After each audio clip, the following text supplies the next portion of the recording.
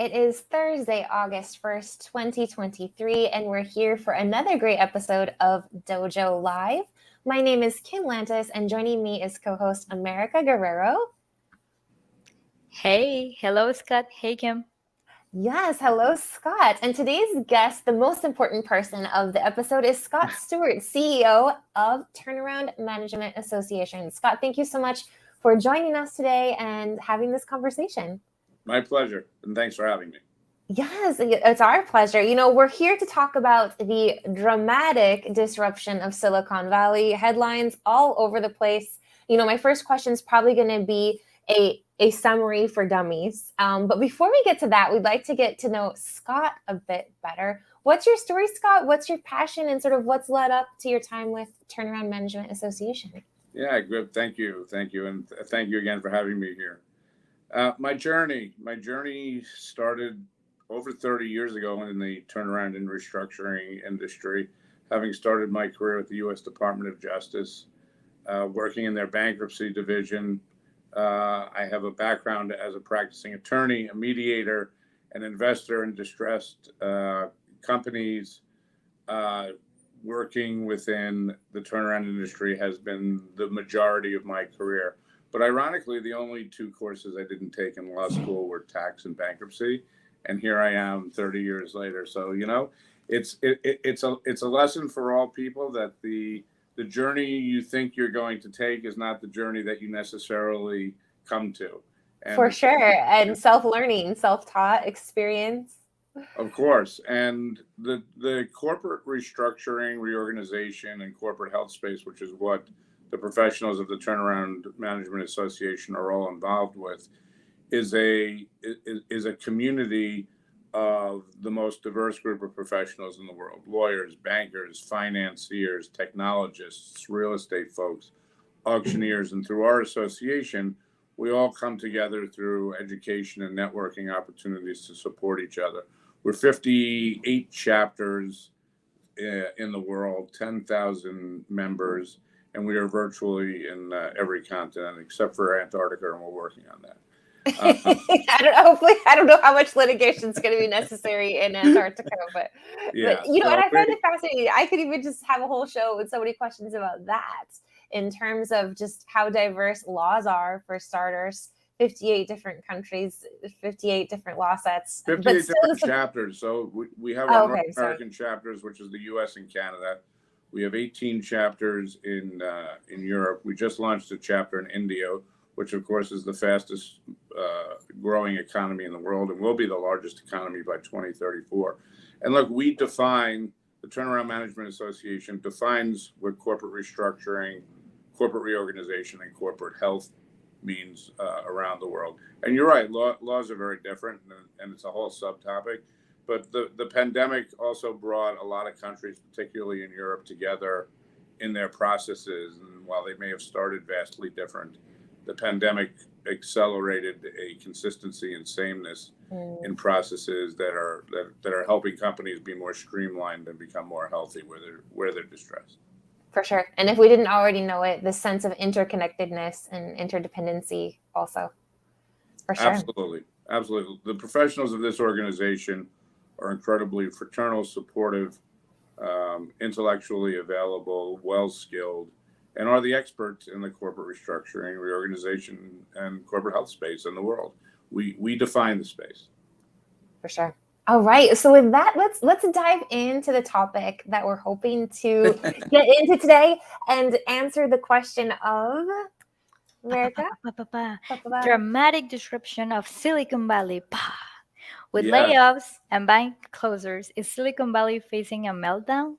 Please share with us. Well, you know, it's a great question. And the answer to the question, as I saw in one headline as I was doing research for the show today, bust and boom or doom and gloom? And the answer is it's bust and boom. It's a normal cycle in technology, but I'll tell you the difference with this cycle is technological advancement cycles are 8 to 10 years. This one is in its 15th year, started back with the advent of the computer chip, and now we're coming to the end of a cycle for a convergence of reasons, some economic, some technological, and I'm happy to explain that further. But no, I think the answer to your question is it's not doom and gloom. It's bust and boom, and where things will consolidate, sunset, business models change, which, by the way, is the corporate health aspect of what our organization does. We're looking at how to stem problems before they become too dramatic.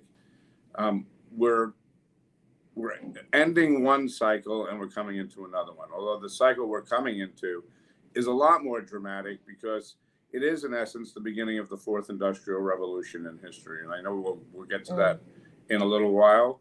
But the advent of automation and things like ChatGPT, artificial intelligence, it's a new era, and new eras cause extreme disruption in the short term and huge long-term gain in the long run. And that's not anything different than has happened multiple times in history, from the advent of what was called early automation in the agriculture world to the creation of steam power and electricity.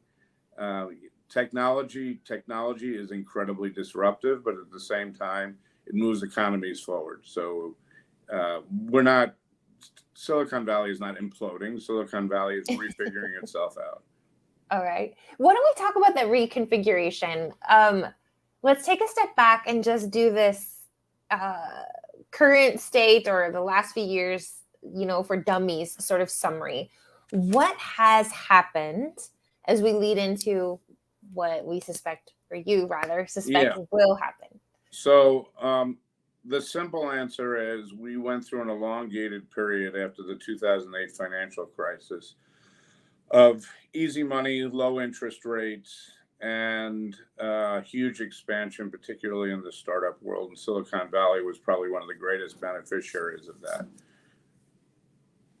The pandemic happened, and at the beginning of the pandemic, in order to quell a deep recession / depression, basically every country in the world blanketed their countries with more very inexpensive / what people like to call free money. That's over. So the first thing that's happened is the cost of money went from almost nothing to now rather expensive. Well, you can't live high in the hog forever. Now, we're paying the piper. So startups were failing at a quicker rate. There wasn't as much venture capital coming into them. There was consolidation. And of course, companies that were benefiting in Silicon Valley during the pandemic and had easy money and were expanding here, Peloton, Robinhood, Lyft, they all started to consolidate. They all started to say, okay, maybe we expanded too much. Maybe we were paying people too much. Maybe we can't sustain the model. Maybe we're not unicorns worth $1 billion. Exactly. They're not. And look, the pandemic gave people a lightning jolt for sure. And so a lot of companies coming out of the pandemic, Peloton, of course, one of the easy examples of how it benefited from the pandemic, and then the pandemic ended, and everything that it was to its advantage during the pandemic, came to an end. So they have to rethink their model in order to survive, and have experts like my experts in there kind of putting a lens on, you have a good model, how do you save that model before it becomes a true distressed situation and it spins into a true kind of traditional restructuring, which, they seem to be putting a good lens on.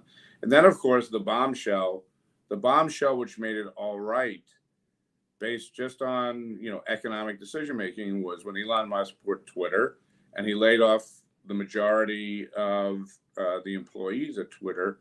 It gave cover to firms like Meta, Amazon, and Cisco to do the same thing.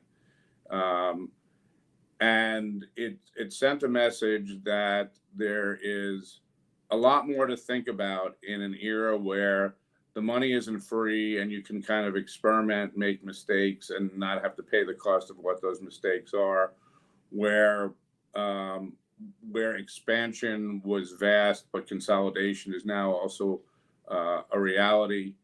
Amazon invests a lot in what some would consider risk development, but they also have the resources to do it. But even they're looking at the economic landscape and understanding that they have to be more considerate of that.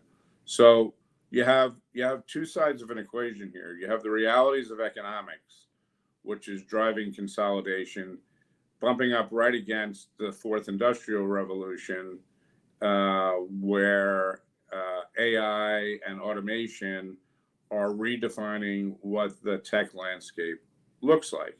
So it's not the end of Silicon Valley by any stretch of the imagination. It's a reconfiguration, it's a re-understanding, it's a movement from one advent of a advanced technological period to a new one. And this one may be one of the most profound, because it really is something that's going to change workforce. And as companies reconfigure, there's a lot of pain in that. And automation and AI are going to mean great things for our economy, but our economy's got to figure itself out through that. So you have this convergence of new technology and economic instability all converging at once. And that makes this a little more of a complex and challenging issue.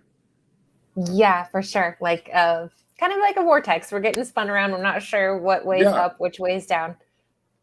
So let's talk about your take on where tech is going, particularly with artificial intelligence. What does that mean for the economy? What does this potentially mean for jobs? I know there's a lot of fear out there of our jobs getting taken away. Just yesterday, I live in Hermosillo, Sonora, Mexico, and our Walmarts just maybe, I don't know, less than a month ago, let's say, or maybe around a month ago, finally got some of the self-checkouts. Personally, I've done it in the United States too, but I don't hate it. Like, to me, I mean, it's a fine system. It's a little annoying when you want to buy a bottle of wine and you have to wait for the associate to come over. But, that's just an example, right, of this taking away jobs. But then there's the argument of it's creating jobs that might not already exist. So what's your take on all of this? I think you hit it. That's exactly right. And I think look, change is hard for everybody, and people are always resistant from change. Think of the pandemic. I had been at a talk where a CEO said, a tech CEO was talking about how we live in 2020, but we're really living in 2030. And what did he mean by that? Because we had all the technology at our disposal, but we weren't ready to adopt what technology can do for us.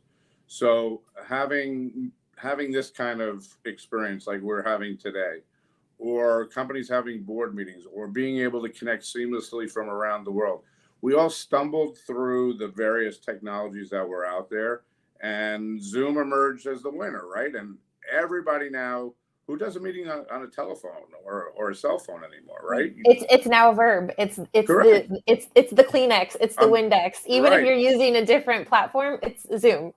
Right. Zoom might be adapted as a new word like selfie, right? But kidding aside, we had all the technology at our disposal. Society wasn't yet ready at large to embrace that technology. And of course, humans are the maker of innovation that advances us forward. So for our survival, what did we do during the pandemic? When none of us could be together, when none of us could be in offices, when we had to resort to alternative ways to network, teach each other, and conduct business, we defaulted to the technology that was already right there. But we stumbled through the adoption in the beginning, and then it became very seamless, and it continues in a seamless way today. Likewise, as we move into this period of digitization of the global economy, AI, machine learning, how it's going to affect biotechnology. The difference in this advent of an industrial revolution, if you will, and this is something that Stephen Poltz, who was the ninth governor of the Bank of Canada, who I had the pleasure of meeting recently, and wrote a book called The Next Age of Uncertainty, points out, this industrial revolution, different from others in the past, as long as governments and policymakers are leaning in and looking at it and helping guide it so that we can manage the convergence of different factors that will will quell some of the disruption that we've learned from past industrial revolutions and changes, then we will have a more condensed period of pain, but we will come out of it better as a society in our economies. And to your point, exactly, there's going to be job disruption. There's going to be companies that are going to fall out of the marketplace, and there's going to be others that rise. You know, interestingly, in the statistics of the many jobs that have been lost in Silicon Valley in this current period of disruption, the average person who's been laid off is getting a new role within 3 months. I mean, that's not horrible. And for as many people as been laid off, there is a runway of a huge amount of job opportunity that exists out there. So, you know, Silicon Valley is reconfiguring itself. It's rethinking itself. Things that need to, by just natural economic cycles, consolidate coming out of the pandemic are doing it. They're being reactive to the cost of money, how generous they were with hiring, consolidation of remote hiring because there's plenty of resources that are not remote, the argument about back to office and how that factors into the equation. These are converging at the same time that new technology is emerging. So, you know, as they say in the dating world, it's complicated. Something that comes to my mind every time I see a kid or my niece who is 13 years old, or if I go to a school and I see a bunch of kids, I'm thinking what they need to study to survive this new cycle. So, what would you recommend to the new generations? Because there are occasions that I think that maybe in the future university they need to change because the kind of knowledge that they are providing to it's everything is changing. So, what is your answer? Yeah, everything is changing, and everything's changing very fast. I will tell you, we're in a very unique period in our history, just generally. This is one of the very, very few times that you're going to have multi-generational convergence of thought, and that's actually a wonderful and a special thing that I think that a lot of people don't focus on. Think about it. You have everything from people, the baby boomers coming out of World War II, to the Gen Zers who are the advent of new technology. You have people who are in their 20s and 30s who lived through a 15-year cycle that should have only been 8 to 10 years, and they're panicking because now they're experiencing things that are quite normal, and job loss and counter-cyclicality in our economies. And you have the next generation of people who are going to be, you know, people like your 13-year-old niece who are going to be brought up on AI, and it's going to be the norm for them. So if we all take a breath and realize that the multi-generationalism of thought, from things that didn't exist to things that are going to exist, is a really beautiful, probably once in a lifetime moment for most of us to have 4 generations of people together, is another important yet complicating factor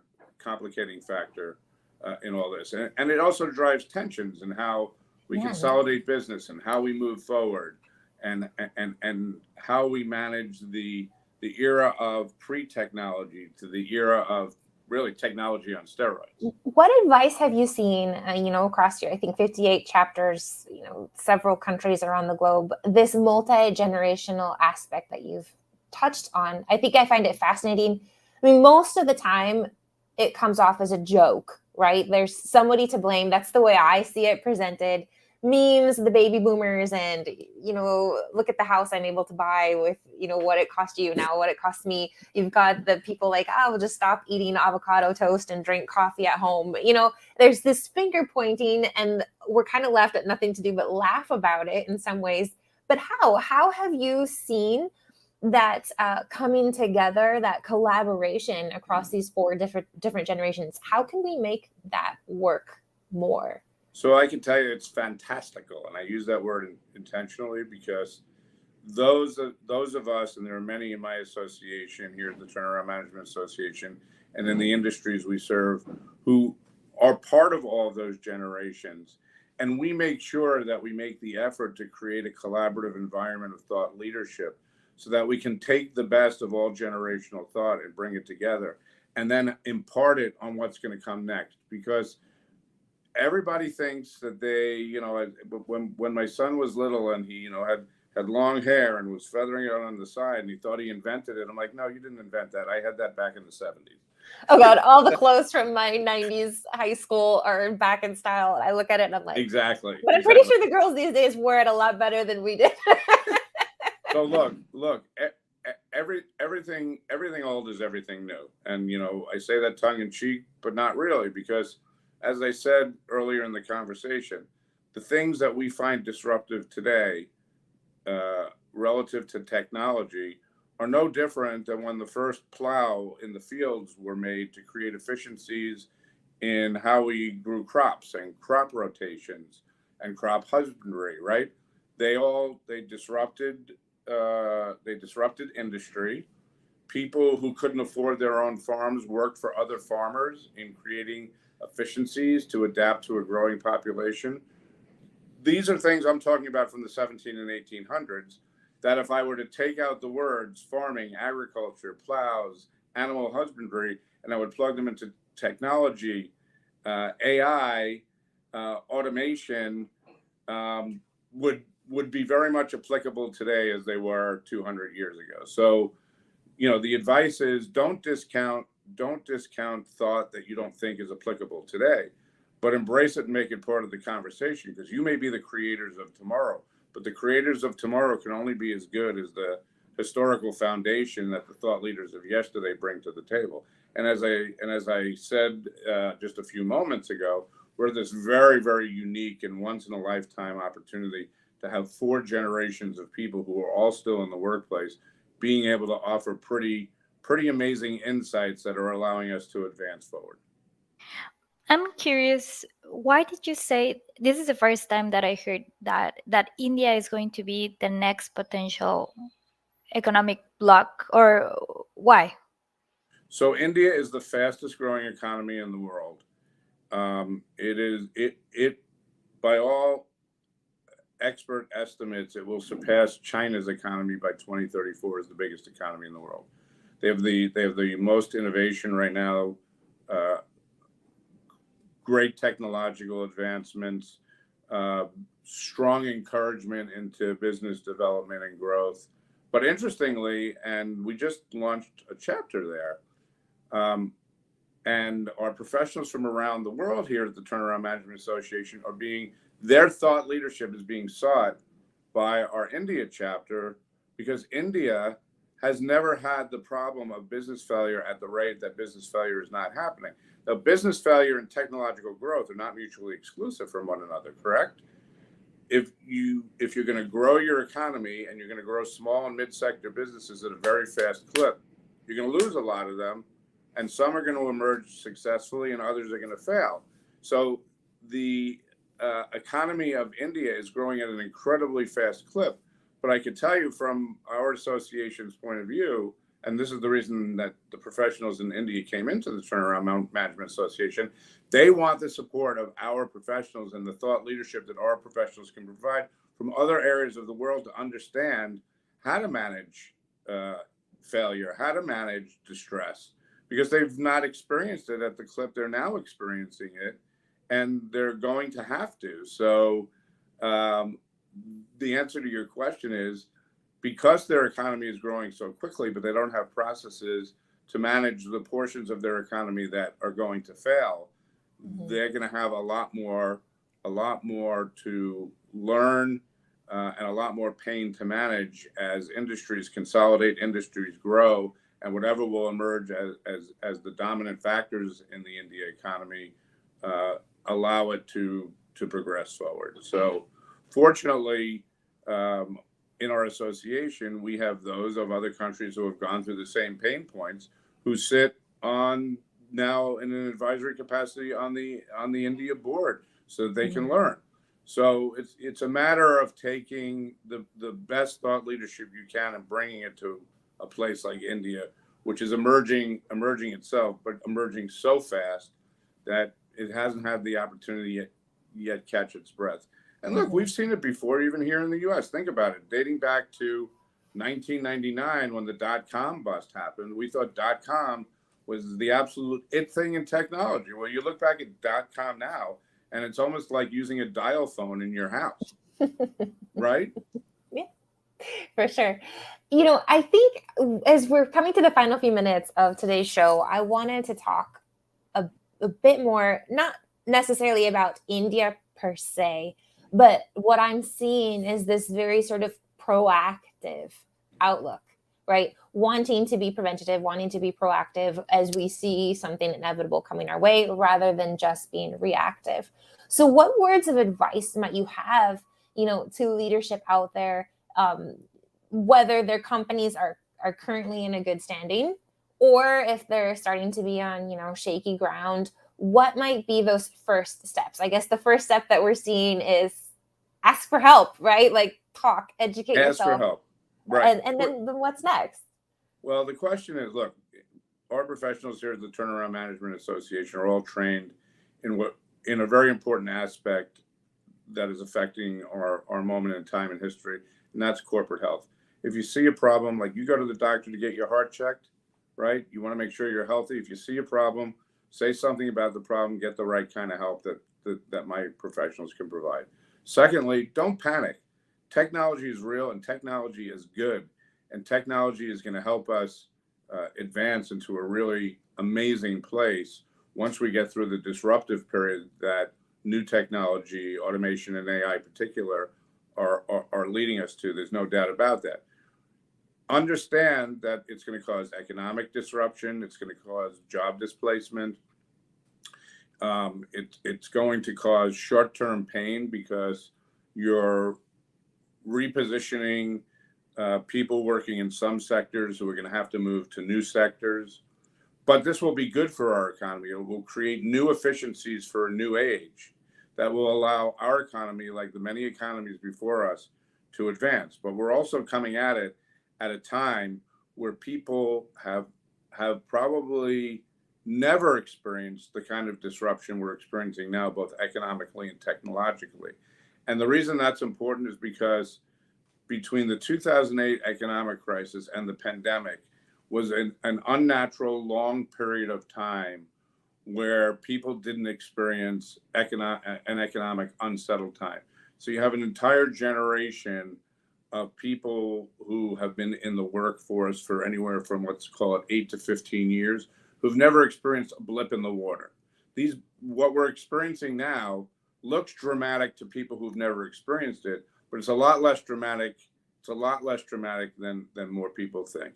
And that can be on any front, from interest rates, which are higher than they've been in almost a generation, but they're not crazy high that everybody expected them to be, or what was back in the 70s and 80s. Inflation is high and it can definitely be managed better, but it's not as high as we anticipated it was going to be, and it's actually dropping. It's coming down, yeah. Europe didn't go into the deep recession that we expected it to go into, and the disruption that we're seeing from a few bank failures is certainly putting an eye, particularly with the Silicon Valley bank failure, is putting an eye on banking, but has not demonstrated itself to be a systemic problem that is going to press us into economic failure or a depressionary period. So the advice is look around, absorb the information, realize that we're normalizing our economy after a long period of non-normalization, and that the technology we're experiencing now and this beginning of this fourth industrial revolution is something that will be great, even if in the short term it creates a big unsettled feeling. For sure. And I think, like most things in life, what is it? This too shall pass. I think ask for help, don't panic, and just hang in there, right? And as hard as it can be sometimes, most of the things really are not the end of the world. It's ebb, it's flow, and it's ebb, it's flow. Like I said, when I started today, as the one headline that stood out to me, bust or boom, not doom and gloom. It's bust and boom. And these are really more normal, natural cycles that we have missed for a long time. And then the pandemic kind of threw us all for a loop. But we kind of settled that with a lot less disruption than the pandemic could have caused. And we have technology to thank for that. We do. And I think there needs to be more stories about the bust too, not just the boom. I mean, how many of these Elon Musks, right? I mean, I don't know his story, how many failures he had. Heck, people are counting what's going on right now as a failure. I mean, he's first one to jump, I guess. But like how many busts come before the booms? And those are good stories to talk about. Right. And as long as policymakers weigh in earnest and understand that they're part of the conversation, and if they can help manage the conversation and it'll help manage the disruption caused by the conversation, then, as I said a little earlier, the period of disruption and upset and economic unsettledness will be a lot more managed. That's not to say that regulation is the answer, but certainly regulation has to be part of the conversation so that we can manage disruption in a more thoughtful manner. And that goes back to my 4 generations of thought that are out there, because there are a lot of people who have learned from other periods of disruption, and our professionals certainly, span that really understand what we should be doing that we didn't do in past cycles. And with the speed of which technology is moving us, the thought leadership that we have, the brain trust that we have here at TMA, really has allowed us to be able to impart on many industries good suggestions about how to manage things in an environment that's moving faster than it ever moved before. If somebody wants to get in touch with you, Scott, or any one of the chapters at TMA to start the conversation of help, what does that look like? I will be happy to share our vast professional network. They can contact me at sstuart, SSTUART, at turnaround.org. All right. We'll definitely include that. Thank you so much. I'm sad to say we've come to the end of our time today. It's been an amazing conversation, very thought-provoking, very insightful, very educational. Thank you so much for your time today, Scott. My pleasure, and thank you again for having me. It was a wonderful way to spend this early afternoon. I love it. So stick around for just a moment as we go off air. But before we do, we'd like to remind our viewers that we've got a show coming up on Thursday. What and who are we going to be talking with, and what are we going to be talking about, America? Yes, to answer the who is Lori Schaefer. Correct? You said I think it's Schaefer. Lori Schaefer is CEO at the company Digital Wave Technology. And the topic is going to be about riding the digital wave, unleashing AI's potential for products. How can AI lead to profitable product sales, process efficiency, and higher customer satisfaction? All right. A great wave coming off of Scott's wave here as we move into artificial intelligence. Another cycle. Yeah. Yes, another cycle. See you at Thursday, 10 o'clock a.m. Pacific. Bye for now.